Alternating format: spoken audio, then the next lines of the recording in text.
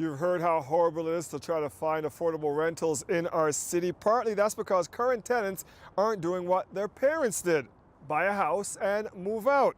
They say there's no way they can afford it.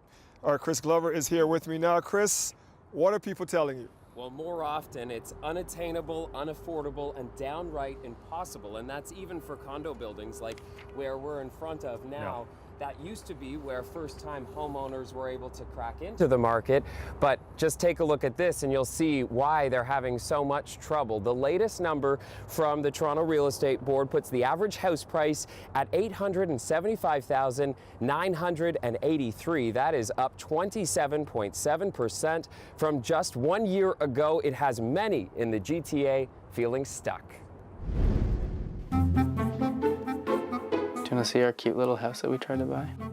Hunting for a home has gone from a letdown to a downright mess for 31-year-old Sean Kosonic and Jessica Whitehead. Depressed isn't the right word, but... Foundry Avenue, it was our first one that we put our offer in. Walk-in closet. Nice. $50,000 over asking, sorry. Dejected? Weston Road. $50,000 over asking. It's gone from possible to impossible. Blakely Ave. It was really cute. That's property. It was $60,000 over asking.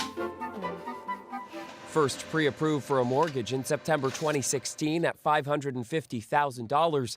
Last fall's new federal mortgage rules cut their buying power. $100,000 within a month, yeah. $100,000 because of the new mortgage rules. Yeah. Affording less in a market that's seeing prices surge at record levels has them feeling stuck. You know, it's getting to that point where it's just sort of unreasonable to think, can we own a place? You know, a piece of land is worth, it's gold now.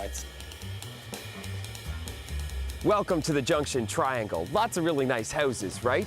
You might be thinking, I can't afford to live in that neighborhood. Well, it turns out some of the people who already do live here are thinking the same thing. Hi there, we're the Junkins. This is our starter home, which we're quickly finding that we are outgrowing. So come on in and take a look with us. From the outside, the second level of stagnation in Toronto's housing market is harder to see. Because we were quite comfortable for now, until we found out that we were having another baby, and then we started looking. And even at, you know, sort of the high end of our budget, we would have needed to have done a ton of work. It would have been in a less desirable neighborhood. We didn't want to leave our neighborhood, but we couldn't really afford to buy a bigger home in our neighborhood.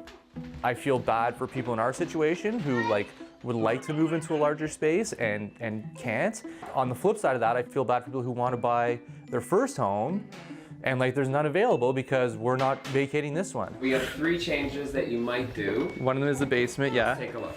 6 feet. The higher ceiling is huge, big requirement. Obviously have to dig it out, but to create more space, maybe move the bathroom, the water heater, the furnace.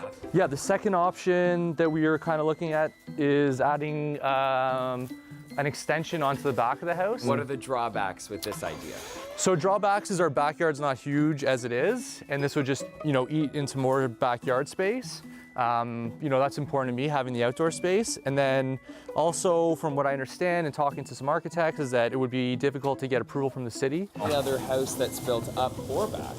No, but in terms of third floor, no houses on this street have been done it. They felt like we would be able to do a third story. I mean, we need some approvals from the city. Probably $200,000 to $250,000.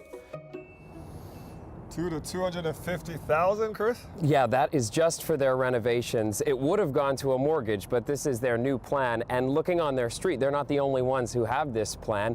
3 or 4 different houses already are under renovations, so you can tell that they're not alone in that. And the latest number from the Toronto Real Estate Board shows that, in fact, this is happening. Renovation spending is up right across the GTA. So explain how families like the Junkins who can't afford to leave their homes are driving the prices up. Well, the best way to understand it is to wrap your head around the latest home price listings and active home price listings. We have the numbers for you now. If you look at around this time in 2016, about 11,000 homes were listed for sale in the GTA. But look at this. By last month, that number had been cut in half. Only about 5,400 homes actively up for sale. And with fewer homes on the market, competition between buyers is more more intense and the price skyrockets. And the real estate board was saying that this really is a vicious circle or a vicious cycle, and it will end up continuing as long as there's so little supply on the market.